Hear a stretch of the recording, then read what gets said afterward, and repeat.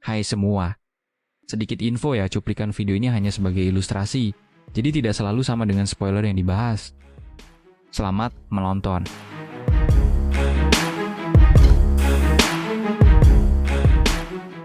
Tetua misterius dari Yudu akhirnya menjawab pertanyaan Kinmu. Ia pernah melihat kepala desa, tabib ilahi, dan yang lain. Mereka menanyakan arah menuju desa Riang, tetapi menurutnya, mereka tidak akan pernah menemukannya dan justru akan terjebak di wilayah kematian. Bahkan, para utusan maut sudah menunggu untuk mengambil jiwa mereka. Ucapan itu membuat suasana desa mencekam. Para Taois tidak bisa melihat wajah tetua itu dengan jelas, seolah ia bukan makhluk hidup. Bahkan Raja Iblis Dutian pun ketakutan, karena ia mengenali sosok itu sebagai utusan kematian hidup makhluk yang bertugas menjemput jiwa dan menegakkan hukum antara dunia hidup dan mati. Kinmu tetap tenang dan terus bertanya arah desa Riang. Namun tetua itu hanya menunjuk ke dalam kegelapan arah menuju dunia kematian. Kinmu sadar tempat itu bukan tujuan sebenarnya, melainkan wilayah Fengdu yang berbahaya. Ia mulai memahami bahwa pencarian para tetua desa kemungkinan telah membawa mereka ke ambang dunia lain. Tak lama kemudian, makhluk-makhluk basah muncul dari sungai. Wajah mereka pucat seperti mayat hidup. Perahu-perahu kertas beterbangan, membawa jiwa-jiwa itu ke dalam kegelapan. Dua Taois yang sebelumnya bersama mereka ternyata telah kehilangan jiwa, tubuh mereka masih di tempat, tetapi jiwa mereka sudah terbawa pergi. Ketakutan menyelimuti semua orang. Mereka menundukkan kepala, menghindari tatapan tetua itu agar jiwa mereka tidak ikut diambil. Setelah beberapa waktu, tetua dan perahu-perahu kertas menghilang, dan desa kembali sunyi. Kini hanya tersisa Kinmu, Raja Iblis Dutian, Kilin Naga, serta 3 Taois termasuk Long Jionan yang menyamar. Suasana menjadi tegang. Kinmu mulai menyelidiki identitas mereka, dan diketahui bahwa 2 Taois adalah guru dan murid dari sekte penangkap bintang surgawi. Angin dingin bertiup, dan salju mulai turun perlahan. Semua orang diam, namun masing-masing diam-diam bersiap. Ketegangan terasa semakin pekat seolah pertempuran bisa meledak kapan saja. Tiba-tiba, suara doa Buddha terdengar dari kegelapan. Seorang biksu gemuk bertelinga besar muncul dengan aura damai, diikuti sosok besar seperti kera. Kinmu terkejut, ternyata itu adalah kera iblis yang pernah ia bantu. Kini kera itu telah berubah wujud menjadi lebih kuat setelah dilatih oleh biksu tersebut. Dari penjelasan kera iblis, Kinmu memahami bahwa biksu itu adalah sosok hebat dari biara petir kecil, seorang rulai kecil dengan kekuatan setara dewa. Namun hubungan mereka tidak sepenuhnya baik, karena Kinmu pernah merusak rencana biksu tersebut di masa lalu. Meski begitu, rulai kecil tidak langsung menyerang. Ia berkata bahwa musuhnya sedang datang, dan ia akan menghadapi orang itu terlebih dahulu. Tak lama kemudian, seorang pria tua dengan topi bambu muncul dari kegelapan Taois Lingjing. Ia adalah praktisi tingkat tinggi yang juga dikenal Kinmu. Kedatangannya membuat situasi semakin genting, karena 2 kekuatan besar kini bertemu. Taois Lingjing mengajak rulai kecil bertarung di luar desa. Keduanya lalu menghilang ke dalam kegelapan, dan pertempuran dahsyat pun terjadi di kejauhan. Salju yang turun berubah menjadi hujan akibat benturan kekuatan mereka. Di dalam desa, ketegangan mencapai puncaknya. Kinmu, Long Jionan, dan 2 Taois lainnya saling menunggu momen. Begitu fajar mulai menyingsing dan koko ayam terdengar, mereka langsung bergerak hampir bersamaan. Pertempuran sengit pun meledak. Kilin Naga berubah ke wujud aslinya dan menghancurkan serangan ular milik Long Jionan. Kinmu menyerang Taois Ciyun dengan cepat, sementara Raja Iblis Dutian menahan serangan balasan. Kera iblis melompat dan menghantam musuh dengan tongkatnya. Dalam sekejap, Kinmu menghabisi Taois Ciyun dan muridnya dengan serangan mematikan. Pertarungan berakhir cepat dan brutal. Namun, Long Jionan berhasil melarikan diri. Dengan bantuan ular merahnya, ia menghilang ke langit, meninggalkan medan pertempuran. Di tengah sisa salju dan darah, Kinmu berdiri dengan tenang. Malam penuh pembunuhan telah berakhir, tetapi bahaya yang lebih besar masih menantinya, pencarian menuju desa Riang, dan nasib para tetua desa yang kini terjerat di ambang dunia kematian.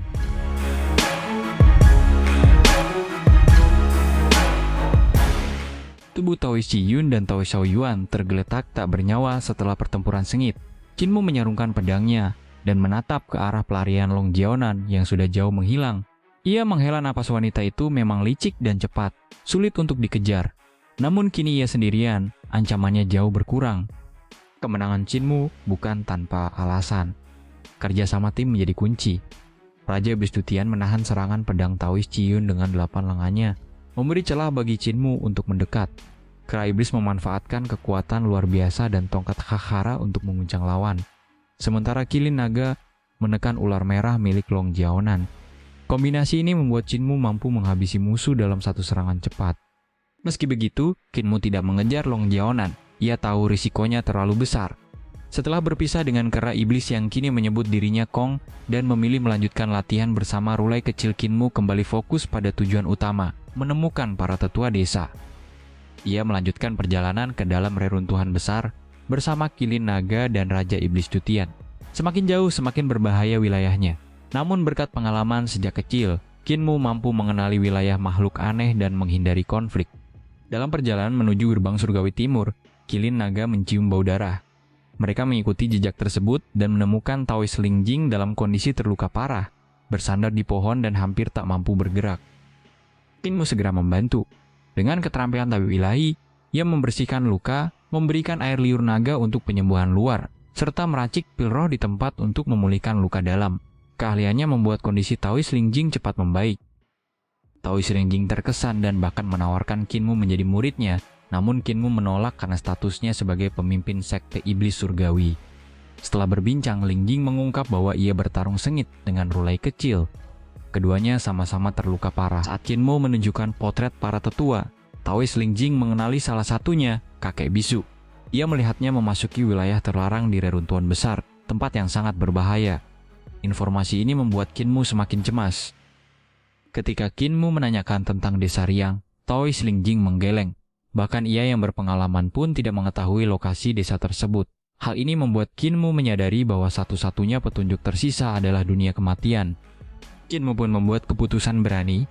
Ia ingin kembali ke alam orang mati. Taoist Lingjing setuju membantu. Saat malam tiba, mereka memasuki kegelapan reruntuhan besar. Dengan token Fengdu, Taoist Lingjing memanggil jalur menuju dunia kematian. Cahaya aneh menuntun mereka melewati pegunungan, hingga akhirnya menembus batas tak terlihat. Dunia di depan berubah drastis, laut kabut, gunung tulang putih, dan suasana kematian menyelimuti segalanya. Mereka menaiki perahu kecil yang dikemudikan kerangka dan tiba di wilayah Fengdu. Qinmu berjalan melewati desa kosong hingga mencapai tujuan utamanya, kapal bulan raksasa yang pernah ia temui sebelumnya. Kapal itu tampak seperti makhluk hidup yang tertidur di antara kehancuran. Dengan tekad kuat, Qinmu berkata bahwa ia datang untuk meminjam kapal tersebut. Tiba-tiba, suara ketakutan terdengar dari dalam kapal. Sebuah wajah raksasa muncul, penuh ketakutan dan penyesalan. Ia mengira Qinmu berasal dari desa Riang dan menuduh dirinya sebagai pengecut yang melarikan diri dari kehancuran masa lalu. Mengabaikan teriakan itu, Qinmu menyentuh pilar kapal. Seketika, energi ilahi yang luar biasa mengalir ke dalam tubuhnya. Tubuhnya mulai berubah tumbuh lebih besar, muncul lengan tambahan, dan bahkan kaki ketiga. Energi itu membangkitkan seluruh potensi tersembunyi dalam dirinya. Satu persatu, harta ilahi dalam tubuhnya terbuka. 6 arah, 7 bintang, makhluk surgawi, kehidupan dan kematian, hingga jembatan ilahi yang menghubungkan ke tingkat lebih tinggi. Transformasi ini begitu dahsyat hingga mengguncang seluruh kapal bulan. Qinmu meraung dan kapal raksasa itu mulai bergerak, bangkit dari tidur panjangnya. Di tengah dunia kematian yang sunyi, sebuah kekuatan kuno akhirnya terbangun dan Qinmu, dengan tekadnya, berhasil menguasai kekuatan yang bahkan melampaui batas manusia. Transformasi Qinmu di atas kapal bulan membuat semua orang terkejut. Taoist Lingjing, Raja Iblis Dutian, dan kilin naga bahkan tidak mampu berdiri stabil karena tekanan aura yang memancar dari tubuhnya. Di bawah kakinya, penjaga bulan lama telah sepenuhnya tenggelam ke dalam kapal dan mati, menjadikan Qinmu sebagai penjaga bulan yang baru. Perubahan ini melampaui logika. Di alam orang mati, seharusnya semua makhluk kehilangan daging dan hanya tersisa tulang. Namun Qinmu justru mendapatkan kembali tubuhnya, bahkan berkembang menjadi wujud raksasa seperti dewa dengan cahaya bulan yang mengelilinginya. Energi kapal bulan mengalir deras ke dalam tubuhnya, menembus batas dunia kematian. Taoist Lingjing tertegun. Ia telah berkali-kali menyentuh pilar kapal, tetapi tidak pernah mengalami hal seperti ini.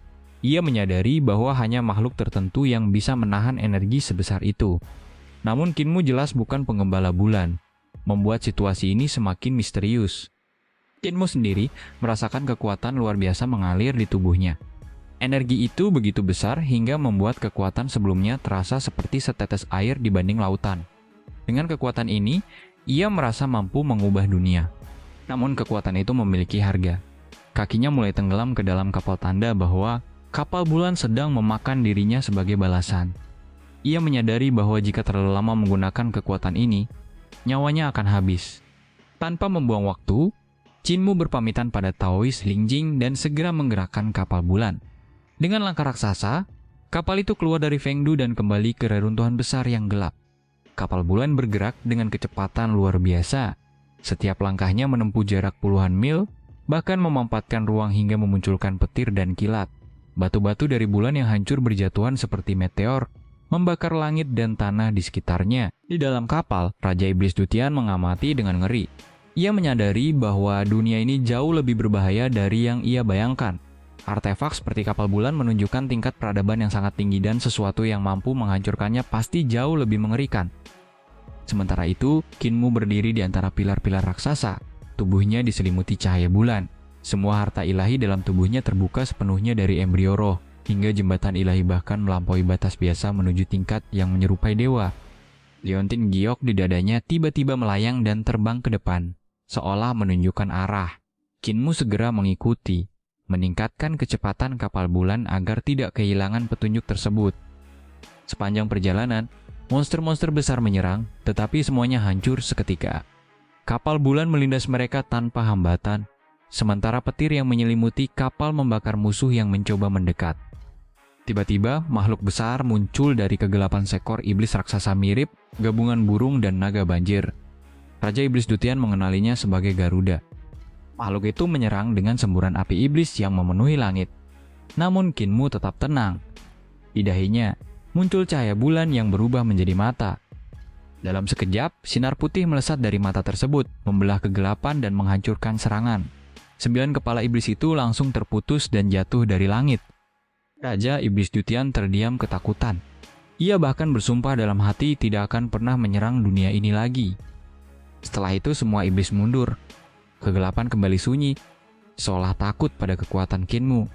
Liontin giok akhirnya berhenti di depan sebuah penghalang tak terlihat. Ketika menyentuhnya, riak seperti air muncul dan perlahan membuka jalan. Di balik riak itu, dunia lain mulai terlihat sebuah tempat yang tersembunyi dari segala bahaya dan kekacauan. Kinmu menatap ke depan dengan napas tertahan.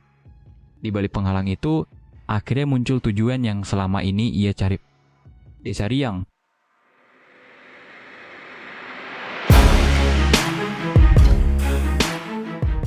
Kinmu berdiri di atas kapal bulan, memegang pilar-pilar raksasa seperti dewa yang dihukum langit. Di belakangnya, bulan yang hancur melayang, sementara meteor terus berjatuhan, menerangi kegelapan reruntuhan besar. Di hadapannya terbentang wilayah yang berbeda sebuah tanah suci, yang tidak tersentuh kegelapan, sunyi, dan penuh misteri. Namun, keindahan itu ternyata hanyalah sisa kejayaan masa lalu. Di kejauhan terlihat kota langit yang megah, dengan istana menjulang, pegunungan emas mengambang, dan mesin raksasa yang dulu menopang dunia tersebut. Tapi semuanya telah hancur.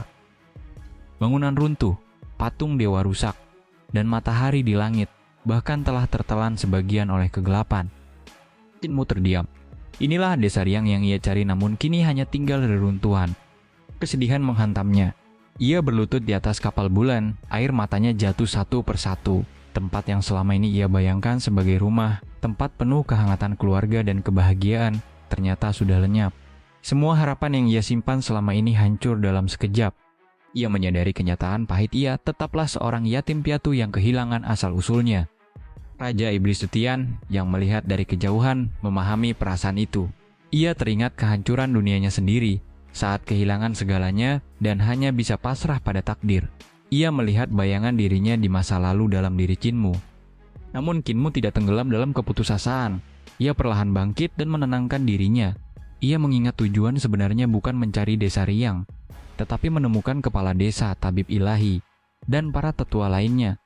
Mereka adalah keluargaku. Desa lansia penyandang disabilitas adalah rumahku, tekadnya. Ia mulai mengamati area tersebut dengan cermat. Di perbatasan penghalang, ia menemukan patung-patung batu yang digunakan untuk mengusir kegelapan. Ia segera menyadari bahwa para tetua kemungkinan telah sampai di sini lebih dulu, meninggalkan patung-patung itu setelah masuk. Kinmu menganalisis kemampuan masing-masing tetua. Kepala desa dan tabib ilahi bisa menembus kegelapan sendiri, sementara yang lain membutuhkan patung batu. Dengan kondisi mereka yang sudah pulih, mereka kemungkinan mampu mencapai tempat ini. Ia menyimpulkan bahwa mereka mungkin sudah masuk ke desa Riang, tetapi terjebak di dalamnya. Menggunakan mata ilahi 9 langit, Kinmu memeriksa area tersebut. Ia menemukan satu jalur aman, sebuah jalan di antara reruntuhan yang tampaknya menjadi satu-satunya cara untuk masuk tanpa memicu bahaya. Di luar jalur itu, ia melihat cahaya samar yang berbahaya, tanda adanya pembatas mematikan yang tak terlihat. Kinmu lalu menggerakkan kapal bulan dan menembus penghalang. Seketika, dunia berubah. Kegelapan di belakangnya lenyap, seolah ia memasuki dimensi lain. Namun bahaya segera muncul. Iblis-iblis yang selama ini diam-diam menempel pada kapal bulan tiba-tiba menyerbu keluar menuju hutan. Di antara mereka, muncul dewa iblis berkepala 2 dan berekor 5 musuh lama Kinmu yang ternyata telah bersembunyi dan menunggu kesempatan. Makhluk itu tertawa, mengakui bahwa ia sengaja menunggu Kinmu untuk membawanya ke desa Riang. Ia lalu memerintahkan pasukannya menyerbu, berniat merebut tempat itu. Namun, begitu para iblis memasuki hutan, sesuatu yang mengerikan terjadi. Gelombang tak terlihat menyapu mereka. Dalam sekejap, daging dan tulang mereka meleleh, hanya menyisakan kulit yang kemudian hancur menjadi abu. Dewa iblis itu panik dan mencoba melarikan diri dengan membuka celah ruang. Namun sebelum berhasil, sebuah cahaya menghantamnya. Tubuhnya hancur dan berubah menjadi abu begitu menyentuh tanah. Raja Iblis Dutian menyaksikan semuanya dengan ketakutan. Bahkan makhluk sekuat itu tidak mampu bertahan. Kinmu tetap tenang, matanya bersinar dengan cahaya bulan. Ia akhirnya memahami kebenaran mengerikan. Area ini bukan sekadar perlindungan dari luar. Ini adalah area terlarang yang diciptakan untuk mengurung sesuatu di dalamnya. Dengan suara dingin, ia menyimpulkan, tempat ini bukan untuk mencegah musuh masuk, tapi untuk mencegah penghuni desa Riang keluar. Kesimpulan itu membuat segalanya menjadi lebih menakutkan. Artinya, kehancuran reruntuhan besar dan jatuhnya desa Riang bukanlah kebetulan, melainkan hasil dari sesuatu yang jauh lebih kuat, yang bahkan meninggalkan jebakan mematikan untuk memastikan tidak ada yang bisa melarikan diri. Dan kini, Kinmu harus masuk lebih dalam ke tempat itu untuk menyelamatkan orang-orang yang ia anggap sebagai keluarga. Kinmu dan Raja Iblis Dutian segera memahami satu fakta penting. Area terlarang di hutan ini bukan dibuat untuk menahan musuh dari luar, melainkan untuk mencegah penduduk desa Riang keluar. Siapapun yang mencoba masuk atau keluar akan dihancurkan tanpa ampun. Jalur reruntuhan yang terlihat sebelumnya jelas bukan jalan alami, melainkan jalur yang dipaksa dibuat oleh penduduk desa saat mencoba melarikan diri. Raja Iblis Dutian pun menyadari kecerdikan Kinmu. Sejak awal, Kinmu sebenarnya sudah tahu ada iblis yang bersembunyi di kapal bulan, namun sengaja membiarkannya untuk menguji jalur aman. Cara berpikirnya membuat Raja Iblis semakin yakin bahwa para tetua yang membesarkan Kinmu bukan orang biasa. Melihat bahaya di depan, Kinmu memutuskan menghentikan kapal bulan. Kapal raksasa itu perlahan berlutut dan berhenti. Aura dewa yang menyelimuti Kinmu pun menghilang, dan tubuhnya kembali normal. Energi besar dari kapal bulan ternyata menguras kekuatan hidupnya. Semua harta ilahi yang sempat terbuka kini kembali tertutup, hanya menyisakan embrio roh dan 5 elemen. Setelah meminum pil roh untuk memulihkan diri, Kinmu memutuskan masuk ke area terlarang tanpa kapal bulan. Ia meminta bantuan Raja Iblis Dutian yang memiliki pengetahuan luas untuk membaca bahaya. Meski sempat sombong, Raja Iblis akhirnya setuju, walau dengan rasa was-was. Mereka bertiga, Kinmu, Raja Iblis Dutian, dan Kilin Naga, menyusuri jalur reruntuhan. Raja Iblis menggunakan ke-iblis untuk melakukan perhitungan rumit, membaca batas-batas berbahaya yang tak terlihat. Kinmu yang menyaksikan hal ini langsung tertarik, bahkan mulai memahami konsep aljabar dan sistem perhitungan dari penjelasan singkat tersebut. Dari sini, Kinmu mendapat pencerahan besar tentang kitab misteri tertinggi. Ia menyadari bahwa 8 trigram bisa digunakan sebagai alat hitung, bukan sekadar simbol.